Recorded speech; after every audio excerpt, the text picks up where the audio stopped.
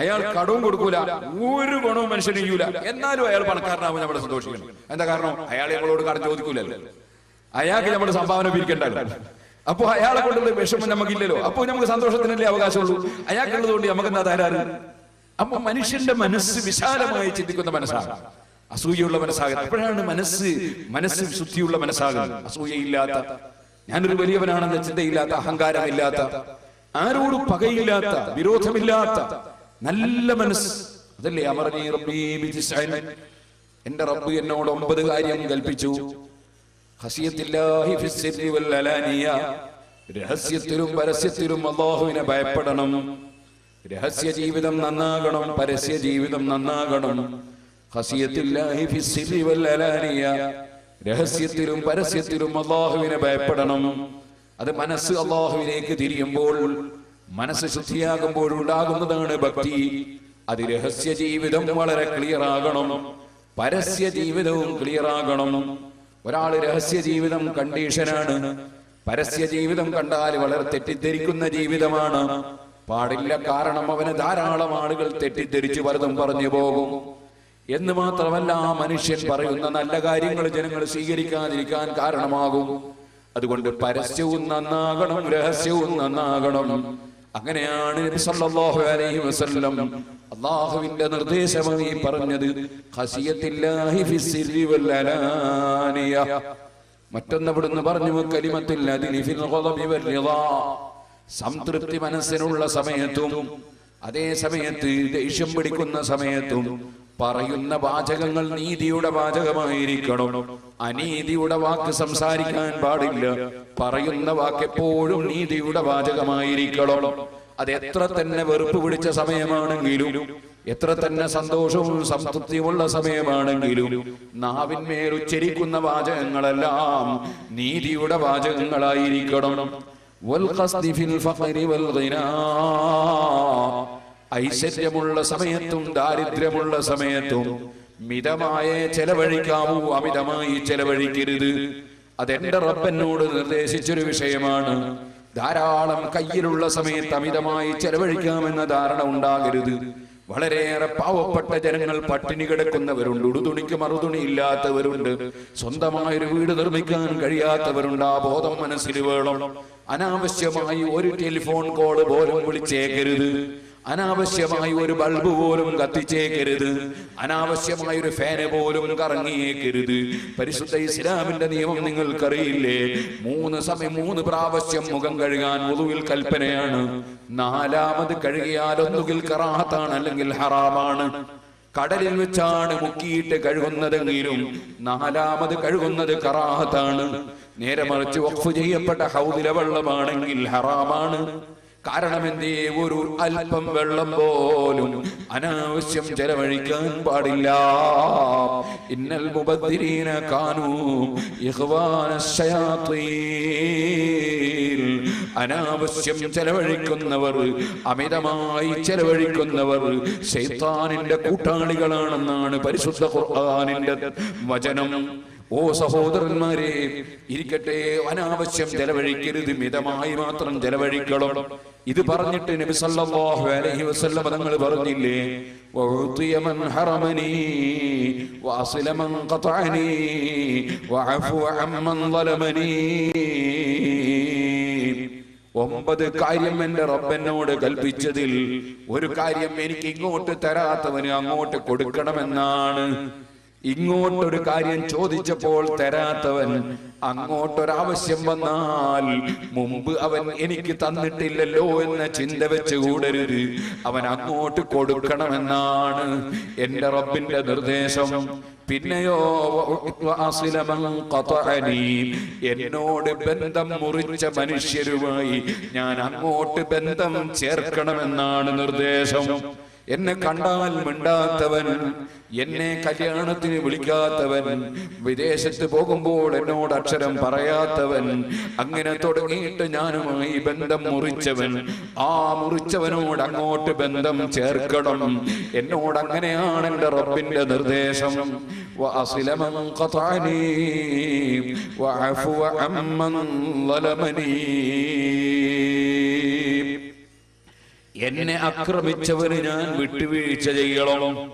എന്നെ ഇങ്ങോട്ടൊരാൾ കൊഞ്ഞനം കാണിച്ചാൽ അങ്ങോട്ട് ഞാൻ കൊഞ്ഞനം കാട്ടേണ്ടതില്ല. ഇങ്ങോട്ടൊരാള് കല്ലെറിഞ്ഞാൽ പകരം കല്ലെറിയേണ്ടതില്ല.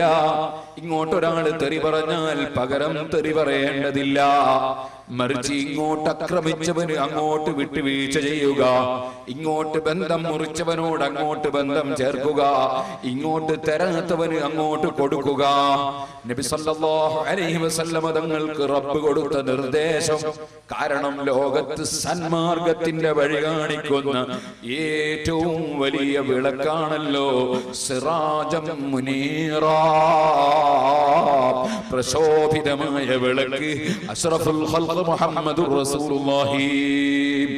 ആ വിളക്കിലേക്ക് ജനങ്ങൾ ആകൃഷ്ടരാകണമെങ്കിൽ, ആ നബിയിലേക്ക് ജനങ്ങൾ വരണമെങ്കിൽ, ആ നബി സല്ലല്ലാഹു അലൈഹി വസല്ലമ തങ്ങൾ പഠിപ്പിച്ച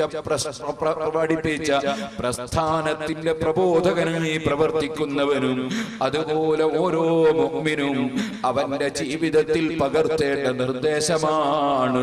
ഇങ്ങോട്ട് ബന്ധം മുറിച്ചവനോട് അങ്ങോട്ട് ചേർക്കുക. ഇങ്ങോട്ട് ആക്രമിച്ചവൻ അങ്ങോട്ട് വിട്ടുവീഴ്ച ചെയ്യുക. ഇങ്ങോട്ട് തരാത്തവന് അങ്ങോട്ട് കൊടുക്കുക.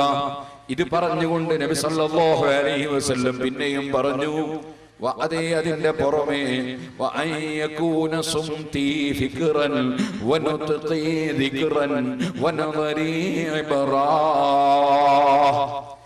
എവിടെ വെച്ചും ഞാൻ മൗനമായിരിക്കുന്നതൊക്കെ ചിന്തയായിരിക്കണം.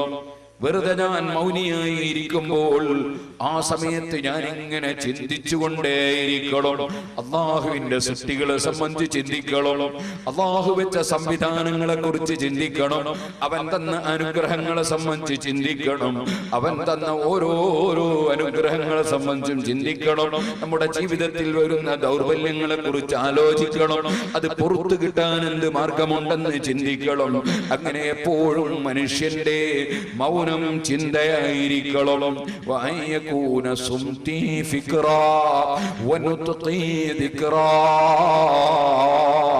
എന്റെ നാവ് കൊണ്ട് ഞാൻ സംസാരിക്കുന്നതെല്ലാം പടച്ച റബ്ബിന്റെ അടുക്കൽ പ്രതിഫലം കിട്ടുന്ന വാചകങ്ങളായിരിക്കണം. അതിനാണ് ദിക്ർ എന്ന് പറയുന്നത്. അല്ലാഹുവിങ്കൽ നിന്ന് പ്രതിഫലം കിട്ടുന്ന സർവ്വവാചകങ്ങളും ദിക്റാണ്. വഅദ് പറയുക എന്നതൊരു ദിക്റാണ്. നല്ല കാര്യം ഉപദേശിക്കൽ ദിക്റാണ്. ദർസ് നടത്തൽ ദിക്റാണ്. സ്വലാത്ത് ചൊല്ലൽ ദിക്റാണ്. ലാ ഇലാഹ ഇല്ലല്ലാഹ് എന്ന് ചൊല്ലിയാൽ അത് ദിക്റാണ്. അങ്ങനെ തസ്ബീഹ് ചൊല്ലിയാൽ ദിക്റാണ്. സ്വന്തം ഭാര്യയെ സംതൃപ്തിപ്പെടുത്തുന്ന രൂപത്തിൽ സന്തോഷത്തിന്റെ വാക്ക് പറഞ്ഞാൽ അത് ദിക്റാണ്. ബാപ്പയുടെയും ഉമ്മയുടെയും പൊരുത്തം വാങ്ങുന്ന നിലയ്ക്ക് അവരെ സമാധാനിപ്പിക്കുന്ന സന്തോഷിപ്പിക്കുന്ന വാക്കുകൾ പറഞ്ഞാൽ അത് ദിക്റാണ്. ആകയാൽ പ്രതിഫലം കിട്ടുന്ന മുഴുവൻ വാക്കുകളും ദിക്റാണ്. എന്റെ നാവ് കൊണ്ട് ഞാൻ ഉച്ചരിക്കുന്ന വാചകങ്ങളെല്ലാം ദിക്റായിരിക്കണം, പ്രതിഫലാർഹമാകണം.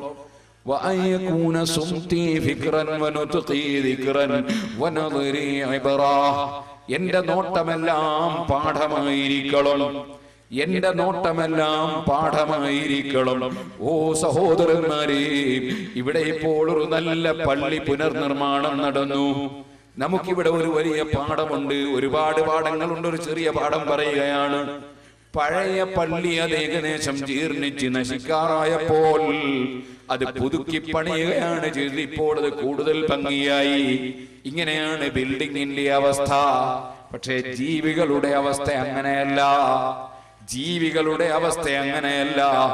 ജീവികൾ പിന്നെ രണ്ടാമത് പുനർനിർമ്മാണം നടത്താൻ ഭൗതിക ലോകത്ത് വകുപ്പില്ല.